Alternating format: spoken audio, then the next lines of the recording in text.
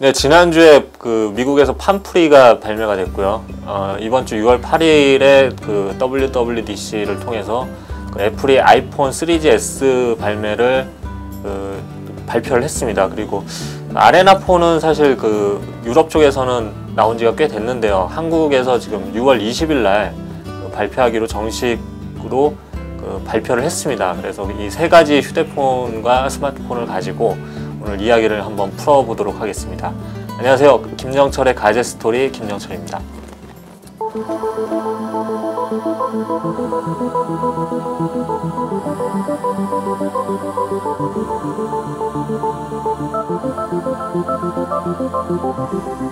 네, 일단 지난 주말에 발표한 판프리부터 말씀을 잠시 드리겠습니다. 판프리가 일단 사람들 관심이 굉장히 많았고 그 가격이 비교적 저가이면서 성능은 우수하다고 해서 많은 사람들의 좀 관심을 자아냈었죠. 지금까지 한 30만 대 정도 풀렸다는 소리가 있습니다. 어쨌든 미국에서는 그 아이폰 3GS 이번 주에 발표를 했죠. 그거랑 비교를 많이 하고 있는데요. 하드웨어 성능은 사실 메모리가 판프리는 8기가 정도고요. 아이폰은 16기가, 32기가니까 그 정도 차이점 외에는 사실 크지 않습니다. OS적으로는 핌도 사실 굉장히 괜찮은 편인데 아직은 이제 어플리케이션이 많지가 않기 때문에 막바로 아이폰하고 대항마로서 이렇게 겨루기는 힘들지만 어느 정도 몇 개월 정도 시간이 지난다면 좀 그 팜 앱스토어에서도 여러 가지 애플리케이션이 생겨나면 좀 어느 정도 싸움이 될 것 같고요. 전반적으로 리뷰 사이트에서 이렇게 체크를 한 걸 보면은 하드웨어 성능은 약간 떨어지는 부분이 있지만 어플리케이션 실행 속도나 인터넷 속도 이런 경우는 괜찮은 걸로 지금 파악을 하고 있습니다. An entirely new version, the iPhone 3GS. Now the S. 예, 다음은 애플입니다. 애플 개발자 컨퍼런스가 지난 6월 8일 날 열렸었죠. 네, 한국에 엄청난 파문이 일었습니다. 또 한 80개국에 한국이 빠졌었죠. 그래서 대부분은 좀 예상을 했던 거이기도 한데 사실 여러 가지 애플이 고집을 부렸다, 이 통사가 자기들의 수익 기반을 허물어뜨릴 걸 두려워해서 피했다, 여러 가지 일이 있는데 일단 S가 스피드니까요.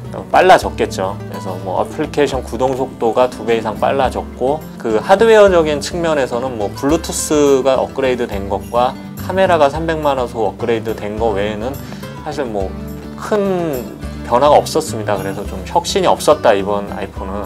그리고 아이폰 3.0 OS가 사실 이번 발표에는 핵심이었다고 봅니다. 그래서 여러 가지 어플리케이션이 풀렸죠. 비디오 녹화 기능이라든지 가격이 $99 정도로 낮춰졌습니다. 매력적인 가격이죠, 사양 대비. 앱스토어가 어플리케이션이 5만 개가 넘었다는 소식도 이번에 발표를 했는데요.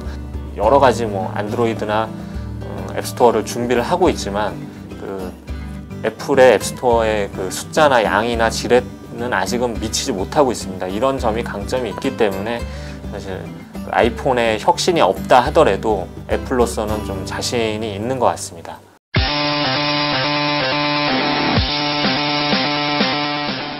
네, 아레나폰에 대해서 말씀을 드리겠습니다. 지금까지 스마트폰 애플 아이폰하고 판프리는 스마트폰인데 아레나폰은 사실 스마트폰은 아니죠.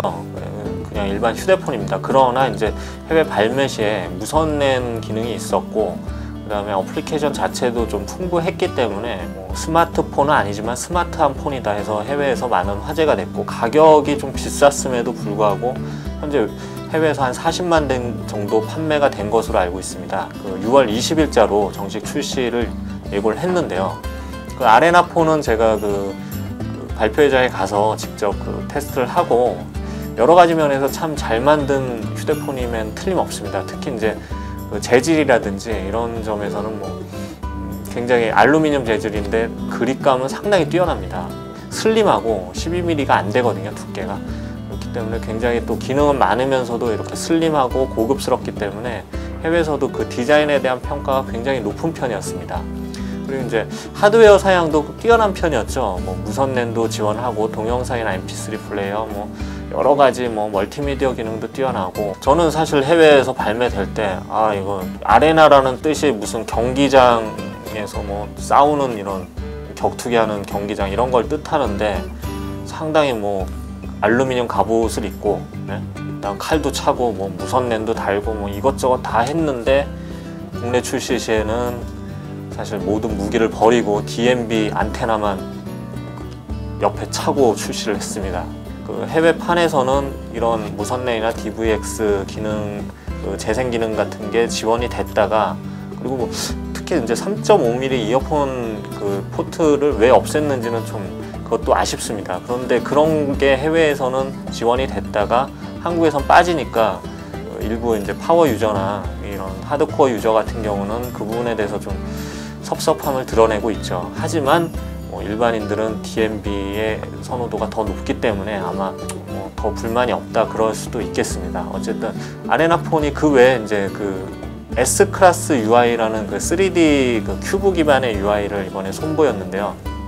제가 만져보니까 상당히 좋았습니다. 일단 뭐 느낌도 좋고 리액션도 뭐 확실하고, 뭐 여러분들이 잘 아시는 아이폰이나 뭐 이런 데서 느끼던 그런 뭐 감성 같은 걸 많이 느낄 수가 있었습니다. 그런데 제가 테스트를 하면서 좀 느낀 게 이 리액션 같은 거는 잘 봤는데 그 정전압 방식이면서도 그 터치감이 그렇게 뛰어나다는 생각이 안 들더라고요. 그러니까 외국에서는 좀 이 튜닝을 할 때 좀 민감하게 튜닝을 하는 편이고 한국 출시 시에는 조금 더 덜 민감하게 튜닝을 하는 것 같습니다. 그 다음에 이제 멀티미디어 기능은 전반적으로 뛰어난 편인데 뭐 특히 이제 카메라 기능 같은 경우는 그러니까 500만 화소임에도 액정이 상당히 밝고 깨끗하기 때문에 그 휴대폰 내부에서 즐길 때도 뛰어나고, 뽑아 보니까 뭐 주변부 화질 저하 같은 경우도 적은 편입니다. 그래서 뭐 타사 뭐 더 높은 화소의 제품하고 비교할 때도 크게 뭐 부족함이 없는 화질을 보여줬습니다.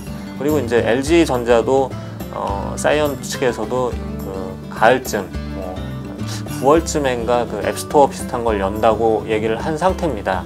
그래서 어플리케이션, 추가 어플리케이션에 대한 그런 공급은 원활해질 예정이고요. 아레나폰은 사실 스마트폰보다 더 스마트하다고 할 정도로 외국에서는 굉장히 기능적으로도 뛰어나고 여러 가지 면에서 하드웨어, 소프트웨어적인 면에서 뛰어난 폰이었습니다. 그러나 한국에 오면서 이런 점이 많이 삭제가 됐죠. 지금 제가 언뜻 생각나는 걸로만도 뭐 무선랜 GPS, 뭐 3.5mm 이어폰 포트, DVX 뭐 여러 가지가 지금 삭제가 됐습니다. 물론 이제 DMB라는 게 굉장히 좋은 어플리케이션이면 틀림이 없습니다. 하지만 그 외국에서 받았던 만큼 그런 찬사를 받기에는 사실 좀 어렵지 않을까 하는 생각이 있습니다. 그러나 그 일반 소비자들 입장에서는 크기도 작고 그 다음에 그 제품 완성도도 높고 멀티미디어 기능도 뛰어난 괜찮은 폰이 하나 탄생한 것은 틀림없는 것 같습니다.